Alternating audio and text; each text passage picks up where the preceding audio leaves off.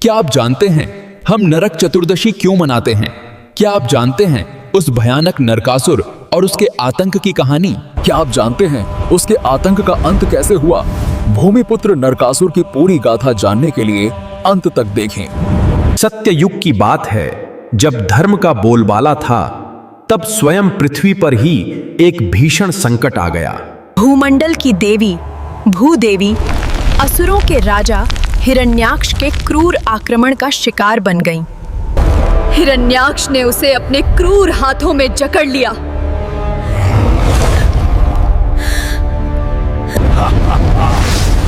अब ये पृथ्वी मेरी है, कोई नहीं बचाएगा तुझे भूदेवी। वो भूदेवी को आदिम सागर की गहराइयों में खींच ले गया, जिससे पूरी सृष्टि अंधेरे और अराजकता में डूब गई। देवता भी असहाय थे, वे कुछ न कर सके।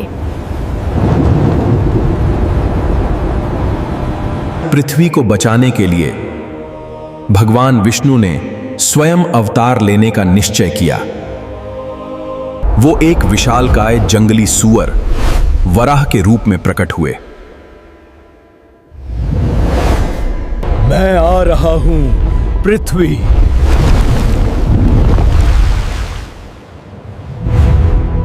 उन्होंने ब्रह्मांडीय जल में डुबकी लगाई और युगों युगों तक हिरण्याक्ष से युद्ध किया।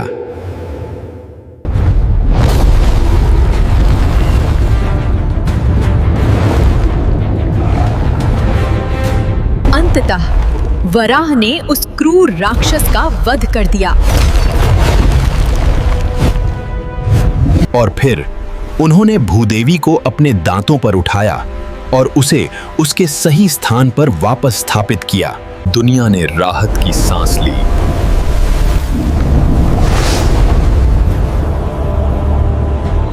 सृष्टि में फिर से संतुलन स्थापित हो गया। हे प्रभु, आपके उपकार का मैं कैसे चुकाऊंगी? अपने उद्धार के लिए कृतज्ञ। उन्होंने विवाह किया। उनके मिलन से एक पुत्र का जन्म हुआ, जिसे नरकासुर कहा गया। ये बालक पृथ्वी की शक्ति और दिव्य चिंगारी को धारण करेगा, फिर भी इसमें तबाही का बीज भी छिपा होगा। वैष्णव परंपराओं में वह भूदेवी और वराह के पुत्र थे। अपने जन्म के समय के संकट के कारण और क्योंकि उसकी मां स्वयं पृथ्वी थी, नरकासुर के पास असामान्य शक्ति थी। वह आंशिक रूप से दिव्य वंशावली और आंशिक रूप से असुर क्षमता का धारक था। अपनी उत्पत्ति से सशक्त होकर नरकासुर ने अमरता की खोज की। उसने ब्रह्मा से घोर तपस्या की। वत्स, तुम्हारी तपस्या से मैं प्रसन्न हूं, वरदान मांगो। प्रभु, मुझे वरदान दें कि इस संसार में मेरी मां के सिवा कोई और मेरा वध न कर पाए। तथास्तु, तुम्हारी जननी के अतिरिक्त कोई और तुम्हारा अंत नहीं कर पाएगा। शक्ति के मद में चूर होकर नरकासुर ने तीनों लोकों पर कब्जा कर लिया। उसने इंद्र को हराया, 16,000 राजकुमारियों को बंदी बनाया और यहां तक कि देवताओं की मां अदिति के झुमके भी चुरा लिए। पूरा ब्रह्मांड उसके अत्याचार के आगे कांप उठा।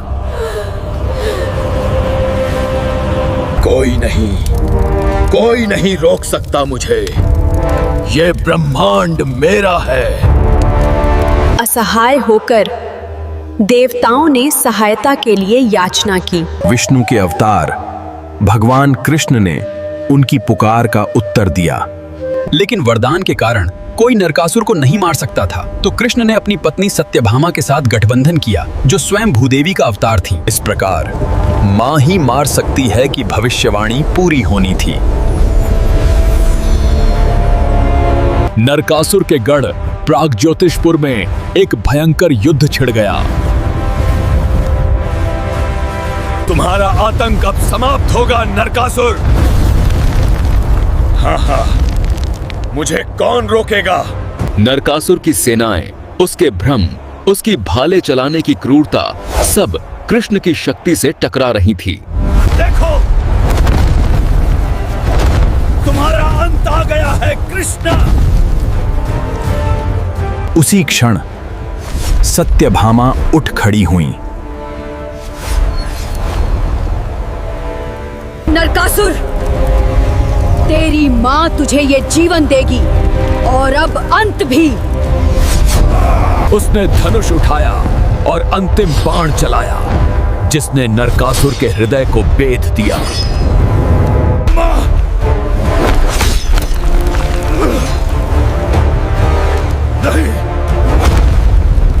क्योंकि वो उसकी मां थी, वरदान की शर्तें पूरी हुई और अत्याचारी का पतन हो गया। धन्यवाद सत्यभामा, तुमने धर्म की रक्षा की।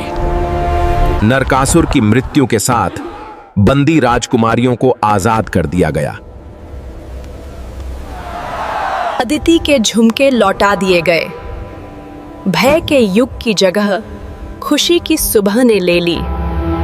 और इस प्रकार एक यादगार दिन का जन्म हुआ, विजय का दिन,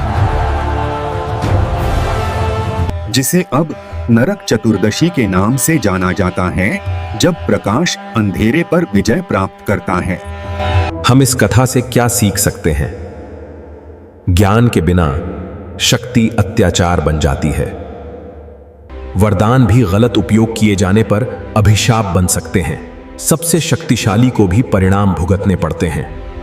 और अंततः स्त्री दिव्य शक्ति, मां, रक्षक, योद्धा, संतुलन बहाल करती है। नरकासुर की कहानी ब्रह्मांडीय न्याय की याद दिलाती है।